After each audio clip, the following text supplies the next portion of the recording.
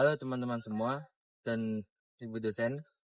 Perkenalkan kami dari kelompok 11 dengan saya sendiri Lutfi Gemilang dengan NIM 1432459. Dan saya Muhammad Ramadhani Budi Santoso dengan NIM akhir 071. Perkenalkan, nama saya Hendra Ahmad Alwihidya dengan NIM akhir 214. Nah, pada kesempatan kali ini kita akan membahas mengenai peran pasar keuangan terhadap pertumbuhan ekonomi yang inklusif dan sistem keuangan Indonesia yang sesuai dan berkaitan dengan SDG 1 dan SDG 8. Pasar keuangan merupakan tempat yang mempertemukan antara pihak yang memiliki dana ataupun modal dengan pihak yang membutuhkan modal ataupun dana, di mana nantinya akan digunakan untuk suatu kegiatan yang produktif seperti misalnya berinvestasi ataupun mengembangkan suatu usaha. Di Indonesia, pasar keuangan terus berkembang melalui perbankan, pasar modal, dan juga layanan digital. Seperti contohnya misalkan KRIS, dompet digital, dan juga banking, mobile. Dan kembangan itu dapat mempermudah masyarakat ataupun pelaku usaha dalam akses pembiayaan dan berdampak dalam berjalannya ekonomi secara lancar dan juga bisa berdampak bagi kesejahteraan masyarakat. Menurut Frederick Mishkin, pasar keuangan berfungsi sebagai alat perantara dari orang yang memiliki surplus dana dipinjamkan ke orang yang membutuhkan dana saat itu juga. Nah, pasar keuangan pun memiliki beberapa manfaat. Salah satunya itu sebagai sarana menghimpun dan menyalurkan dana, sehingga mengurangi tingkat risiko yang akan dialami oleh beberapa masyarakat ataupun pelaku usaha. Menurut Todaro dan Smith, investasi merupakan faktor penting yang berkontribusi dalam meningkatkan pertumbuhan ekonomi.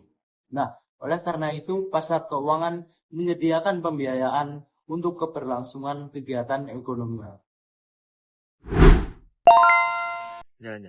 Nah, dari pasar keuangan pun itu bisa sebagai modal bagi pelaku usaha, baik didapatkan dari kredit ataupun dari pasar modal.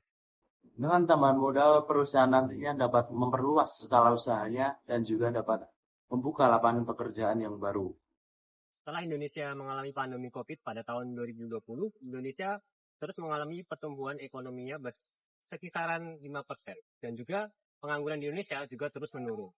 Nah, dengan hal itu, berarti pasar keuangan itu amat sangat berkontribusi dalam mendorong investasi, pertumbuhan ekonomi, dan sebagai sarana menciptakan lapangan kerja bagi masyarakat sesuai dengan SDG 8.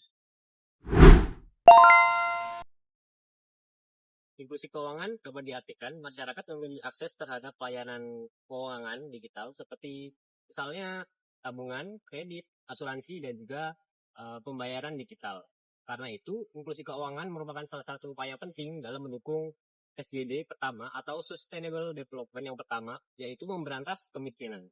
Nah, dengan adanya akses tersebut, itu dapat membantu pelaku usaha dalam meningkatkan usahanya, terus bahkan sampai bisa mengembangkan usahanya menjadi lebih besar dan lebih berprofit laginya.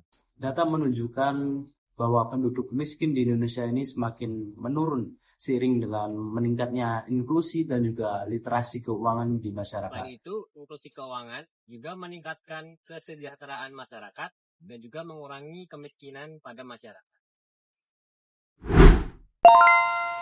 Walaupun sistem keuangan itu sudah sangat amat berkembang dengan pesat, tapi ada beberapa tantangan yang masih ada sampai sekarang. Yang pertama itu mengenai kesenjangan digital yang ada di masyarakat. Dan juga mengenai beberapa literasi mengenai keuangan. Itu masih amat sangat ada yang belum mendapatkan hal tersebut dari masyarakat.